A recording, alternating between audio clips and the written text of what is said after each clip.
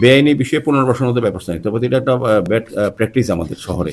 আজকে আমরা এই হকার উচ্ছেদ কিন্তু এই প্রথম না, কিন্তু বেআইনি হকার উচ্ছেদ আমরা অনেকবার করেছি এবং দখল করে আমাদের বক্তব্য হচ্ছে আমরা দখলমুক্ত কোনটা করি, মানুষের চলাচলের রাস্তাটা, বিষয়টা কার দেখা উচিত, আমাদের মানুষের যাতে স্বাভাবিক জীবনযাত্রা, স্বাভাবিক যান চলাচল স্বাভাবিকভাবে মানুষ চলতে পারে সে বিষয়টা দেখা আমাদের।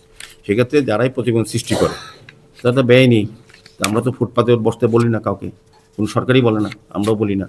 তো রাস্তার উপরে বেআইনিভাবে গাড়ি রাখা বা বেআইনিভাবে ব্যবসা করা, দোকান খোলা, আমরা কিছুদিন আগে দেখবেন বিয়ে বাড়িগুলিও আমরা আরেকটা যে সিদ্ধান্ত নিয়েছি যে বিজ্ঞাপনের ক্ষেত্রে আপনি দেখবেন যত্রতত্র লাইট পোস্টে, টেলিফোন পোস্টে বা বিভিন্ন জায়গায় বিজ্ঞাপন দিয়ে দেয় বেআইনিভাবে, আমাদের থেকে পারমিশন নেয় না।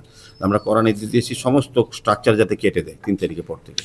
যেগুলি বৈধ লাইসেন্স আছে, যারা বিজ্ঞাপনের জন্য প্রেয়ার করেছে, টাকা জমা দিয়েছে, নির্দিষ্ট স্থান নিয়েছে, তাদেরকে রাখা হবে, বাকি সমস্ত কেটে দেওয়া হবে, পুরো স্ট্রাকচার একদম কেটে দেওয়া হবে, নির্দেশ দেওয়া আছে। মানে বেআইনি কোনো কাজই আগরতলা শহরে আর করা যাবে না, যেই ক্ষেত্রে হোক, যে কোনো সেক্টরে হোক। আরো কারণ ব্যবসায়ীদের কি মানে তাদের দোকান ভাঙার জন্য বা জিনিস সরিয়ে নেওয়ার সময় দেওয়া আছে?